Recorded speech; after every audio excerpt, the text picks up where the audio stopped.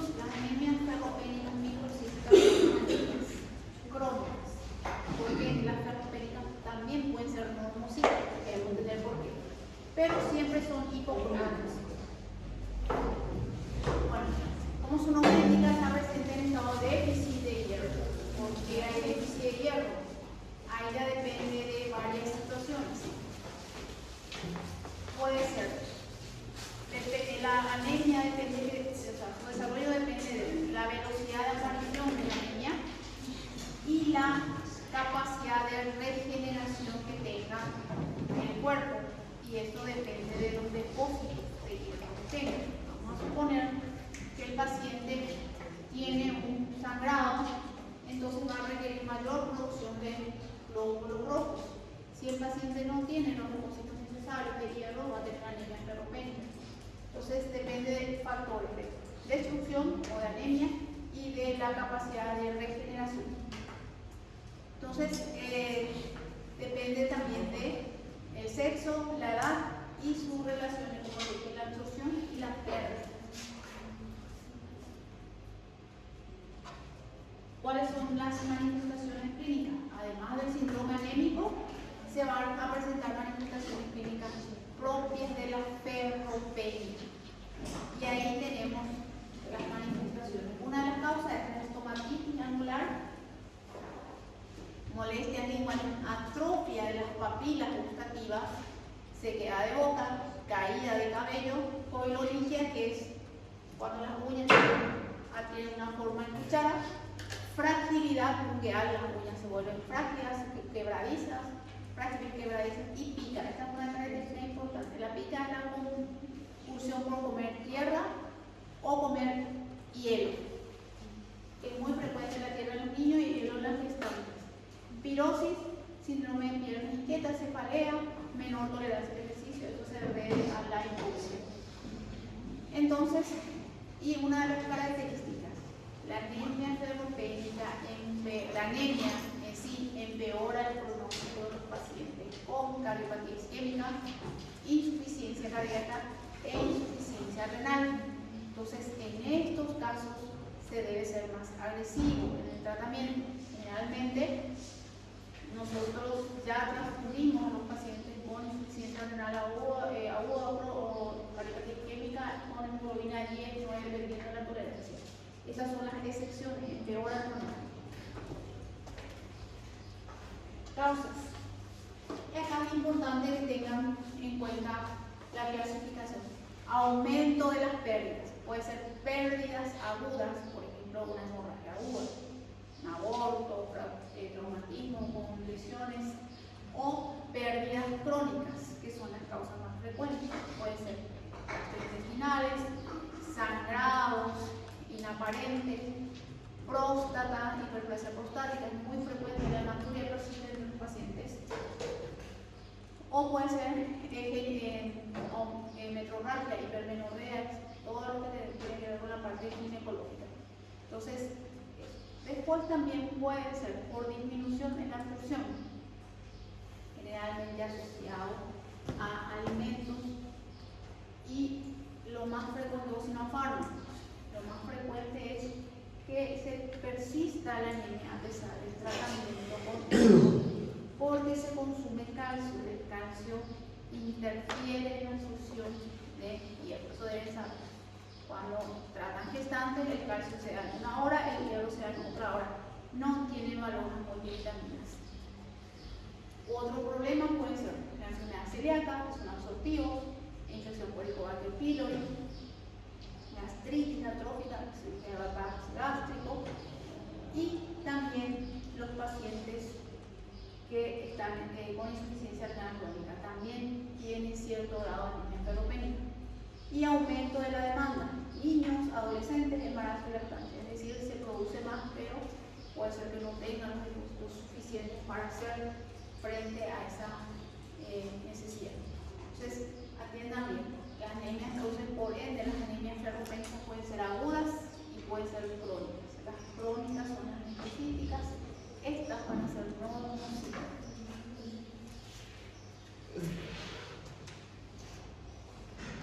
Y el tratamiento.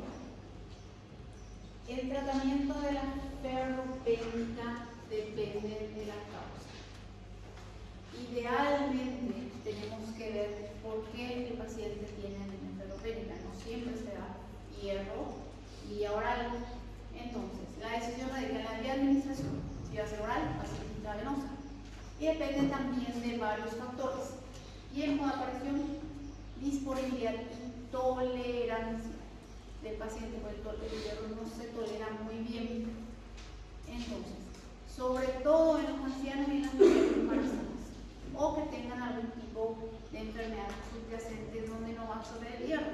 No tiene sentido que se le hierro vía oral porque no va a absorber.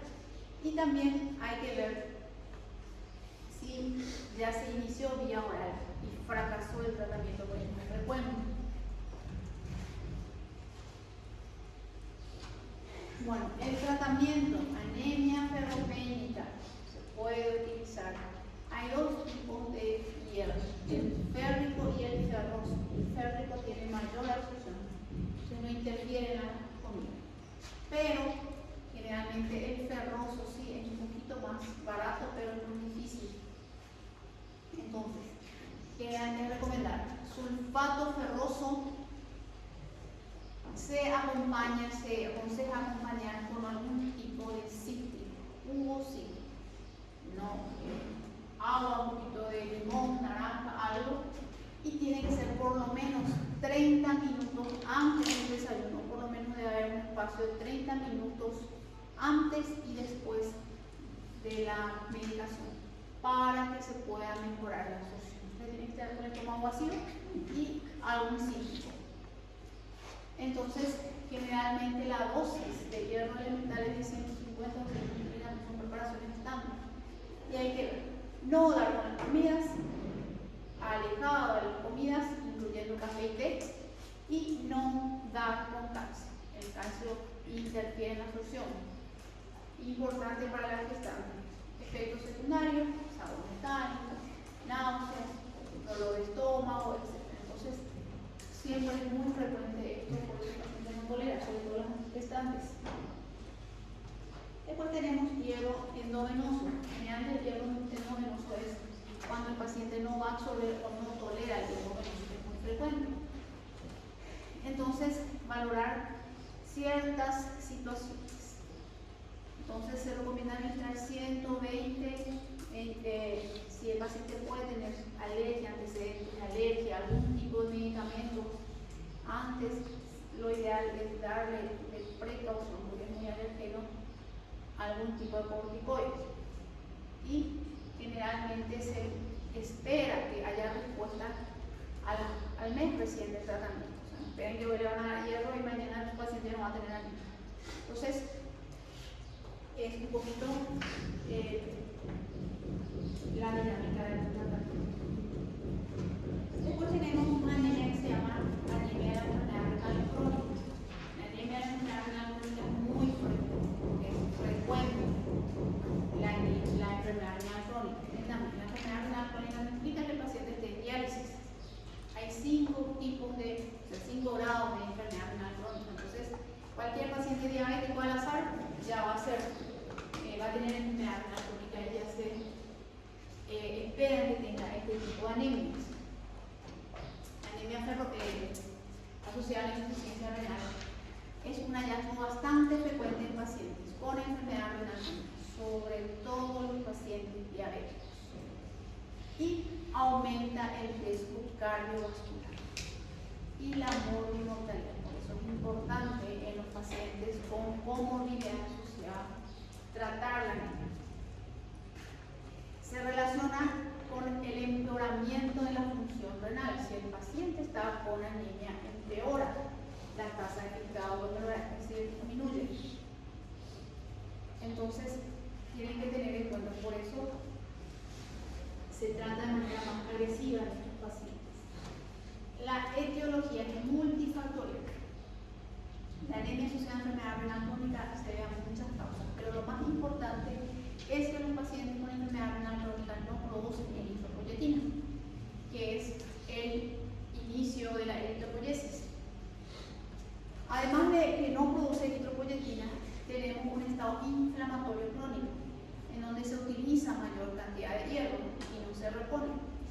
además de eso también hay pérdidas hemáticas. El paciente que tiene enfermedad renal crónica tiende a producir sangrado espontáneo o también asociado durante la diálisis. Los pacientes que tienen enfermedad renal crónica, la función plaquetaria se ve alterada, entonces no hay adherencia plaquetaria que tiene sangrado. Entonces, todas estas son causas de la anemia de la enfermedad renal crónica. Como les digo, la eritropoyetina, lo más importante, puede ser déficit de hierro, hemólisis, la inflamación crónica, la malnutrición del paciente, la uremia, que es en el grado 5, estadio 5, generalmente produce una hemólisis. Hay una anemia hemolítica asociada a la uremia. Después, hiperparatiroidismo. Entonces, hay diferentes, o sea, muchas causas de enfermedad renal crónica, la más importante. Después vienen las carenciales. Entonces, hacer diagnóstico, siempre se estudia todo. Al ser multifactorial, se tiene que estudiar cómo se tiene que tratar todas las causas. Entonces, hacer un hemograma, el perfil férrico, dosaje de hierro, dosaje de los niveles de eritropoyetina, buscar pérdidas hemáticas, proteína sanguínea periférica, orina, niveles de vitamina B12 y ácido fólico. Entonces, estudiar todas las causas.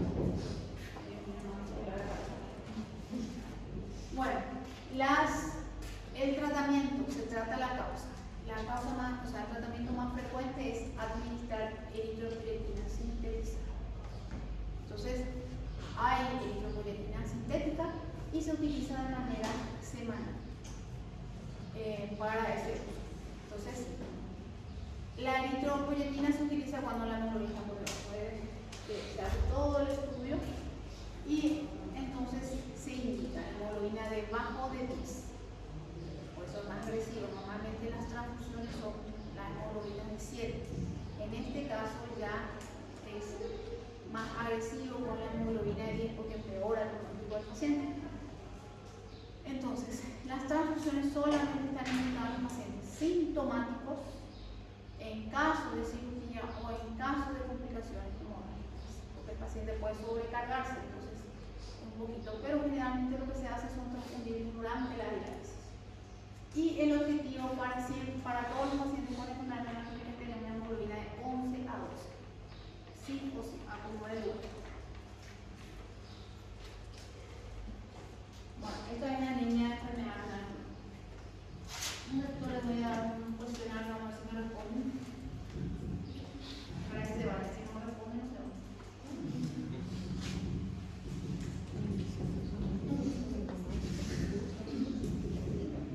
Doutora,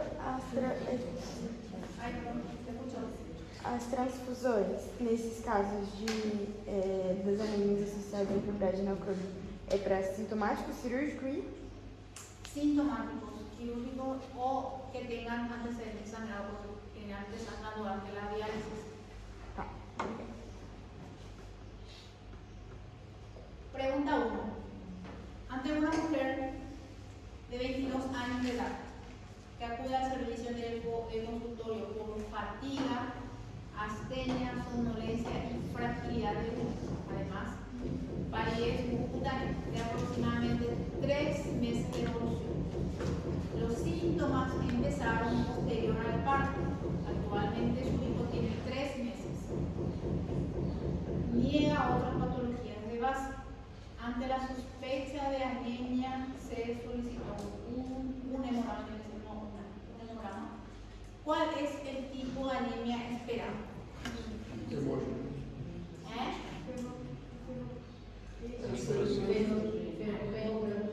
Ahí está la opción, ahí ferropénica ahí. No, hemolítica. ¿Cómo van a hacer ferropénica si no hay ferropénica? No básico. ¿Cuántas opciones tenemos? 4 opciones. ¿Qué manifestaciones clínicas? Vamos a analizar el caso. Vamos a analizar. ¿Qué manifestaciones clínicas de síndrome anémico tiene la paciente? ¿Cuáles son? Cada uno hace la mano como persona civilizada. Alguien hable y me levante la mano y me... No son civilizados. sonolência, fragilidade nas unhas, palidez, dificultando. Síndrome. Ah, Fadiga, astenia. Palidez, fatiga e astenia. Palidez, fatiga, astenia y somnolencia. sim. Ahora, ¿cuáles son los síntomas de ferropenia? Fragilidad de uña. Entonces tenemos manifestaciones, por eso ustedes ven, porque todos van a tener, todas las anemias van a tener manifestaciones clínicas de síndrome anémico. O sea, eso no es nada de valor para nosotros. El que tiene anemia política va a tener fatiga, astenia, somnolencia y todo. Usted tiene que saber la diferencia. Entonces acá tenemos manifestaciones de síndrome anémico y tenemos manifestaciones. Es un examen, pero la vida usted va a venir a decir solamente el caso clínico termina acá. Y ustedes se tienen que hacer la cabeza esto. Entonces, ¿qué tiene de anemia, de síndrome anémico? Tiene lo que dijo la compañera: fatiga, astenia, somnolencia, palidez. Ahora, ¿qué tiene de otras manifestaciones de otra anemia? Fragilidad de las uñas corresponde a la ferropenia. Ahora, ¿qué más corresponde a la ferropenia? Primero, que es mujer en edad fértil. Segundo, también tiene antecedentes de un parto, puede ser carencial, pero hay otra anemia también que es el ácido fólico. Entonces tenemos que es la causa más frecuente: hiperconsumo, embarazo, lactancia. Entonces, ¿qué tenemos? Síndrome anémico y tenemos síndrome, ferropenia. Entonces, lo más probable, si tenemos una anemia ferropénica probable, pero dice que tiene síntomas de 3 meses, es crónico. ¿Cuál va a ser el tipo de anemia? Microcítica. Entonces, así deben analizar, porque todas las manifestaciones clínicas van a ser igual. Si no, no va a haber examen y va a ser fácil. No va a dar la vida fácil. Siguiente pregunta. Ella lo tiene que leer hoy, ni yo lo leo. Pero dice: se solicita evaluación de un paciente con antecedentes de hepatopatía alcohólica, desnutrición, calórica proteica e infección de la herida en la pierna derecha. Ya contaba con un hemograma al ingreso. ¿Cuáles son los antecedentes que tiene el paciente?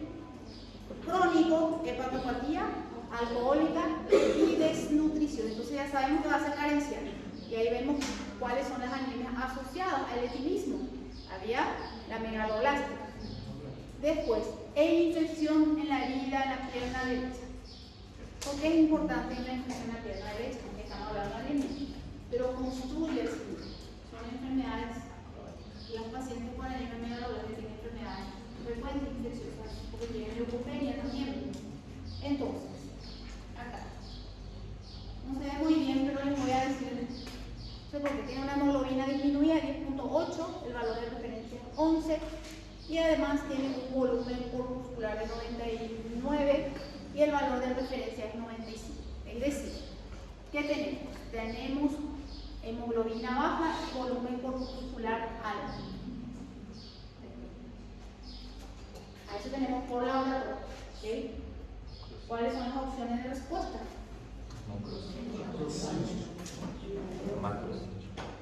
Macrocítica. ¿Por qué no es megaloblástica? Porque no fue dosado ni B2 No fue dosado ni B2 ni ácido fólico. Nosotros solamente tenemos 2 de 3. Tenemos el caso clínico sospechoso de que sea megaloblástico, de nutrido y que es etilista. Tenemos anemia macrocítica. Pero hasta ahí tenemos. Entonces, si tenemos anemia macrocítica, es esto nada más. No tenemos cosas de vitamina B2 y ácido fólico. Entonces, no se confundan. Hay otro último, creo que fue. Bueno, la prescripción más adecuada para el tratamiento de la anemia ferropénica con hemoglobina de 9 en una paciente de 46 años sin patología de base. Primero, sulfato ferroso con las comidas, sulfato ferroso con calcio, transfusión sanguínea, hierro para entrar. Ahí la verdad que no hay, pero las cosas por ¿cuál va a ser lo más adecuado? Independientemente, vamos a sacar, no hay nada que tiene que ser sulfato ferroso nada más. Pero la prescripción más adecuada de una paciente de hemoglobina 9 sin ningún tipo de patología es sulfato ferroso. Pero el sulfato ferroso tiene que ser alejado de las comidas, tendría que decir aquí. Sulfato ferroso y calcio no se consumen. La función sanguínea no es necesario porque no tiene patologías de base. Hierro parenteral, complejo vitamínico. Solamente el hierro parenteral se indica cuando fracasó o tiene un problema absortivo. Este paciente no tiene antecedentes de tratamiento previo ni dice que tenga alguna patología de base. Entonces, el hierro parenteral y el complejo vitamínico no es necesario porque no estamos hablando de anemia, estamos hablando de otro tipo. Entonces, lo ideal, acá no hay una respuesta, debió ser sulfato ferroso alejado de las comidas. ¿Ok? Causas de anemia megaloblástica. Y acá es causas, patologías, no etiopatología, causas, enfermedades. Me van a poner déficit de hierro y déficit de ácido fólico, eso yo sé. Pero yo quiero saber cuáles van a ser las causas. Por ejemplo, bypass gástrico, síndrome de malabsorción, enfermedad de Crohn, lo que sea. Pero son las patologías. Después, características de la anemia hemolítica. Laboratorialmente, ¿qué tenemos? Espera, laboratorialmente clasifica el hemograma. ¿Cómo va a ser el hemograma? Hemoglobina baja, volumen corpuscular, aumentado o normal. Normal o alto. Porque puede ser corpuscular o extracorpuscular. Bajo o no. Entonces, acá, laboratorialmente, lo más importante, estamos hablando de la anemia, atiendan bien. Así que tengo que hacer los datos laboratorios de la anemia después de la hemólisis.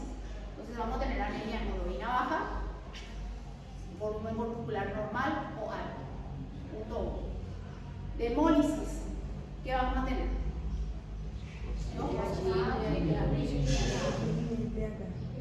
LDH alto y bilirrubina indirecta alta.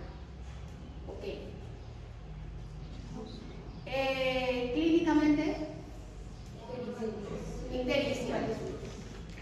Y ahí vemos las características. Puede ser para ella, puede ponerle un poquito más de cosas, pero clínicamente de anemia hemolítica es ictericia. Y síndrome anémico. Entonces, algoritmo diagnóstico tenía que ser de la anemia autoinmune. ¿Cómo yo llego a la anemia autoinmune? ¿Qué vamos a hacer primero? Vamos a suponer que yo sospecho de que es una anemia autoinmune. ¿Qué le voy a hacer? Sospecho que tenga, vamos a suponer que hay un paciente con lupus. Tiene lupus, ya sabemos, estamos hablando de diagnóstico autoinmune. Tiene lupus y tiene síndrome anémico. Ok. Tiene cansancio, todo. Esta es la clínica. Primero, ¿qué le voy a hacer? Un hemograma. ¿Cómo puede ser el hemograma? Como dijimos acá. Puede ser normo o macro. Y la hemoglobina va a estar baja. ¿Ok? Entonces, ¿cómo va a ser en la autoinmune? Va a ser normal porque es extracorpuscular. Entonces, para que no se confundan, le voy a sacar de ya. Entonces va a ser, en el hemograma, si estamos hablando de una autoinmune, ya quiere decir que el cuerpo no es el problema. Entonces, el tamaño y la forma va a ser correcta. Vamos a tener entonces un volumen, o sea, volumen corpuscular normal y hemoglobina baja. Ok. ¿Qué le vamos a pedir? Anemia hemolítica. No. Y no tienen que saber que tiene acá laboratorialmente el segundo de hemólisis. Hepatograma. Bilirrubina indirecta. Ustedes están haciendo diagnóstico de anemia hemolítica autoinmune. Ustedes sospechan, pero no es que se van a ir directamente.